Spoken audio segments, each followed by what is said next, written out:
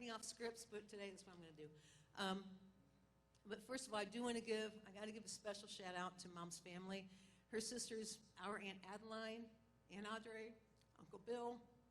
Thank you for watching online. Ruth Heller and Amanda Rooks, thank you so much for being here as well as all of our cousins. We have cousins literally from Washington and Seattle, Washington to Boston, Massachusetts, and probably just about every state in between. Because of COVID, obviously, they are not able to be here. If they were here, they would be pretty packed out. One family has 13 kids, we'll put it that way, okay? Please, everybody who's watching online, please know Mom would not want you to risk your health, nor do we. We understand, support, and thank you for taking care of yourselves. Please hear that, okay? That's the best way all of us can honor Mom today. It is an immense honor and privilege to share a few thoughts with you guys today. You know, I think most of you guys know, Mom and I lived together since 1997. So this wasn't just my mom, it's my best friend. And for a long time, I never thought I'd be able to say that about my mom. And I'm so glad that things changed. And that's a reflection of stuff that I had to do to work on some things. It had nothing to do with her. But as things began to unfold on September 27th, we got Mom to the hospital. And I was praying and asking God, like, God, let her wake up. Let her come through this one again. You know, she's dodged 3 of them. Can we make it 4? But I heard 3 words. But it's time. And I kept that to myself for about 2 days. So we saw how things transpired. And I had a strong sense we kind of end up being here today. While it was a message for what was about to come, it's also a message for where we are to go. As I thought about what I wanted to share today, 4 words kept coming back to mind. Live, laugh, love, and learn. Because those words capture Mom. If you have looked at any of these displays around here, I had coworkers here earlier, and they said, your mom had a big sense of humor, didn't she? I said, oh, yeah, she did. So that tells me we captured it a little bit. Her artwork is all around. For those of you who are watching online, we've got pictures. We'll put it up for you guys. We'll get a video or something. Her artwork, her pottery, her writing, her paintings are all throughout this place, as well as probably literally a couple hundred pictures. But I wanted to talk a few minutes about those 4 words, about live. Mom lived. She experienced overwhelming, life-altering grief when Rusty, who was her firstborn son, died at 2. Rusty's picture is on that table back there. Just this morning, I found something that Mom had written online, and it was a tribute to Rusty. So we've printed that back there, too. And forgive me, Phil, thank you for coming. One of the family that has 13 kids, Phil just drove down, so I got to give him a shout out. And who I'm missing? Ann, oh my gosh. Winterings, you're represented. Thank you guys so much. Oh my gosh, thank you. Okay, back to this. So, while carrying that weight in her heart, Mom still made a way to go on. Her resilience began to show then, and it only got stronger. She had 4 more kids. She owned a business. She and Dad were parents in a retreat program in the 80s, hosting follow-up meetings at the house, attending the retreats with us. They were church festival area coordinators on top of running a booth. Mom's greatest joy was having people at the house and being involved in the lives of those around her. She became Mom to any friends who came to the house. She let nothing stand in her way. Mom's yearning to be involved in the lives of her kids and grandkids led her to traveling to see dance recitals of the grandkids, driving to D.C. overnight to meet the first grandchild within 24 hours of birth. I still remember that drive. Attending graduations and first communions, the first wedding of a grandchild, and last Christmas, meeting her first great-grandchild, Ashlyn. Mom lived. She didn't let a painful event get in the way of experience the rest of life. Laugh. It's been fun to hear so many stories of Mom. Almost every time I've talked to a cousin, 2 words were shared early on: family reunions. There's the laugh already. Mom and Dad are known for family reunions. First weekend in August every year, our house became ground zero for days of epic fun. It started with family from Illinois and Indiana arriving in the middle of the night a day or two before the official event. Who can forget making dozens of pizzas and cooking them at 4 o'clock in the morning? Dad's back there nodding. When all the arrivals started. The hospitality of Mom, I can imagine, back up. Imagine in your mind a 2,000 square foot house, 10 to 15 bodies strewn about in various places, including the yard. And the favorite story comes from my cousin Tony Wintering. It says, "It was our family staying at your house. Your mom was the funniest hostess I've ever encountered. I still remember her late at night trying to get through the living room covered with bedded down Winterings, and how hard she laughed when I told her, 'Aunt Dolores, you look like a salmon trying to swim upstream.'" And who can forget the 75th birthday surprise we kids pulled off? To this day, we kids have pulled off a surprise. It was epic, and it was close to within 2 hours of the event actually happening where the cover almost got blown. We'd been working on this for months. We're en route, and Mom, being a great mom and liking to know everything is under control, decided to call the hotel to see if anyone had checked in yet.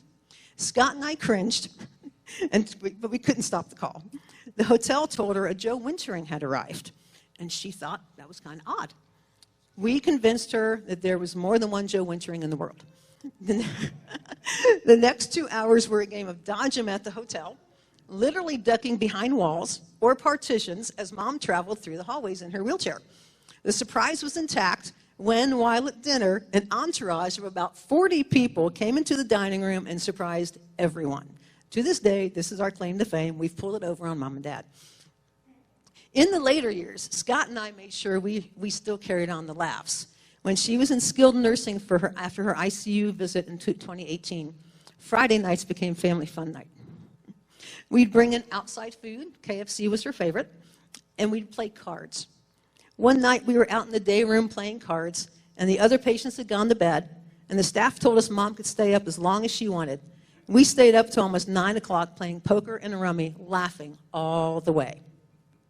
And then there was the Michael W. Smith concert in 2018. It was a week before her first stroke.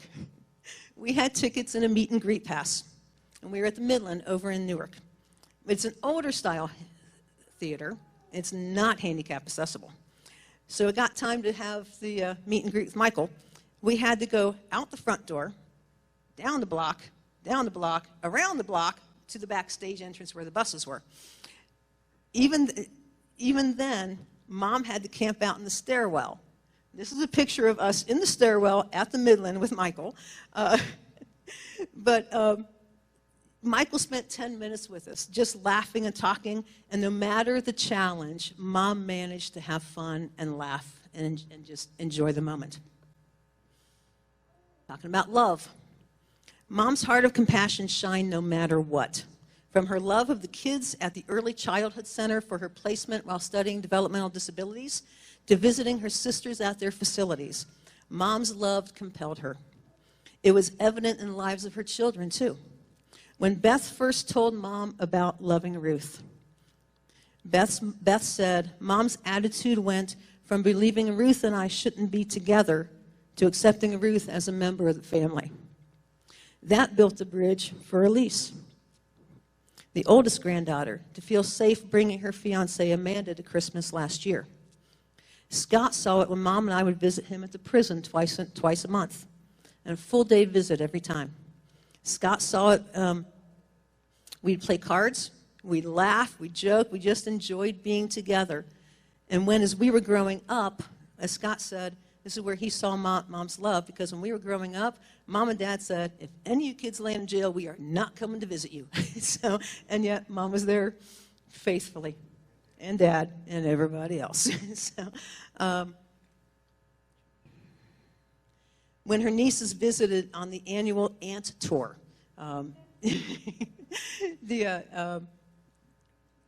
the out-of-state nieces every year would make what they call an aunt tour. And they would come to Pataskala, Cincinnati, and Richmond to see the 3 remaining sisters.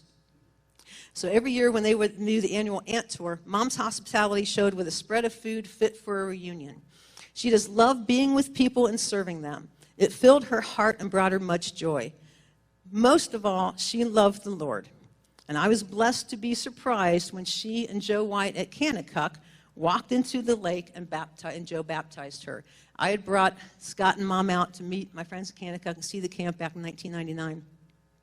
Joe would always do baptisms down the lake, and I went down to see him, and I see Mom coming. I'm thinking, what is she doing here? She's busting my bubble again, not knowing that she and Joe had it planned.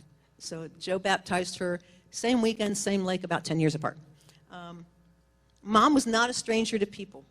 As she became known to some of our musician friends, she became their road mama. They returned the love last week with personalized videos, messages, and even phone calls.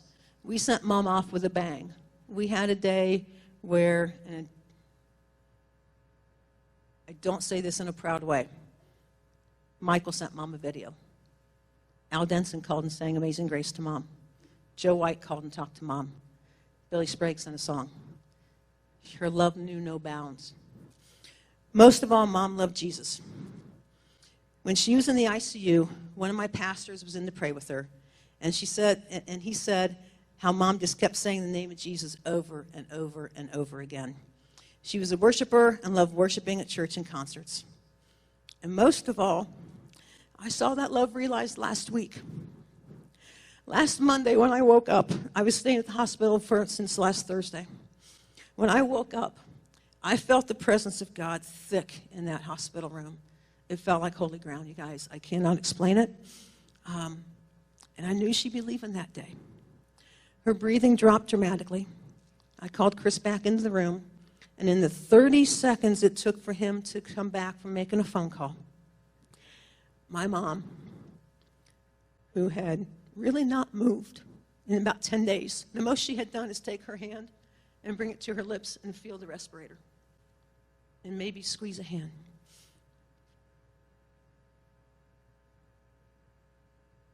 She picked up her head twice.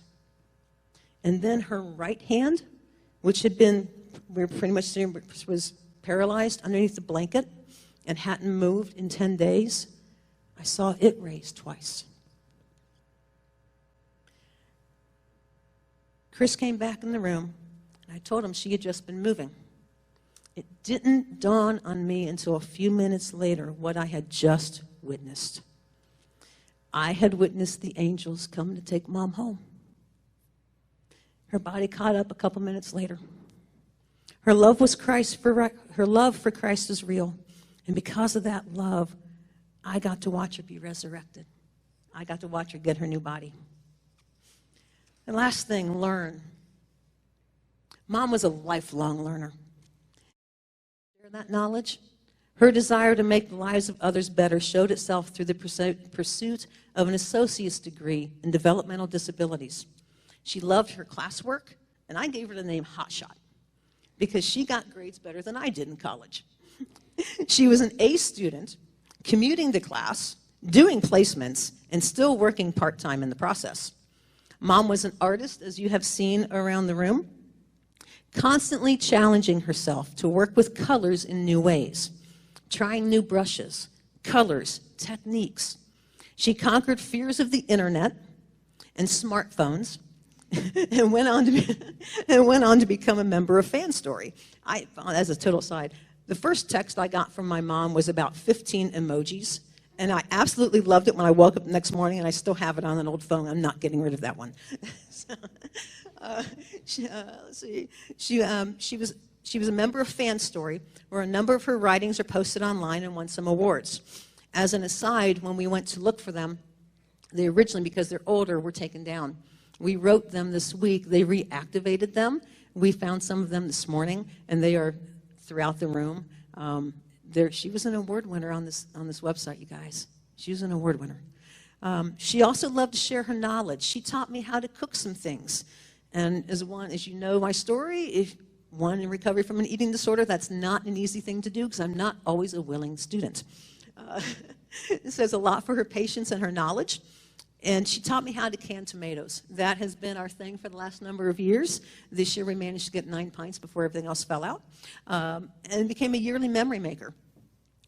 And here's one that she's got on all of us. Mom still memorizes phone numbers. I don't know how many of us do, but she still memorized phone numbers. So, those are just a few of the highlights of how Mom lived out what it means to live, laugh, love, and learn. And now it's our time. Those 3 words, but it's time, now become and it's time. But means an interruption, a contradiction of preceding thought, and brings an additional comment. And it's time. It's our time to live, laugh, love, and learn.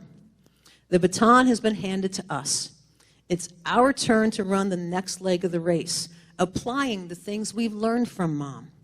To be hospitable, loving, accepting, a never satisfied learner of life. To get back up no matter what happens. Mom had a series of near misses over the last 3 years. Every time she got back up, worked hard to become healthy enough to come back home, and even as recent as a few weeks ago, was taking steps in physical therapy. There was no quit in her. Her goal was to walk around the house with a walker. She celebrated life along the way of prison visits and graveside visits to Rusty's grave, of family reunions and weddings and birthdays. She shared joy and smiles and laughs. Mom just laughed. She laughed at life and made a way to love more deeply as a result. But it's time becomes and it's time. It's our time to do the same, to not just feel it now, but to live it from here on out, to make the time to visit long-distance relatives, much as her nieces did every year since their mom passed decades ago, to set aside differences of opinion and just love and accept and let that be the common denominator, to pursue those things we always thought were too late to go after. She was almost 70 years old when she was 2 quarters away from her associates, until our car wreck in 2001 took that from her. But she still found other ways. It's our time to make the right things a priority, to set others ahead of ourselves, to teach the little things, love the little things, celebrate everything, and even memorize a phone number to keep our brains sharp. It's our turn to run the race set before us, taking the baton of life she carried so well. One of Mom's favorite musicians was Rich Mullins, and this quote is sitting right here.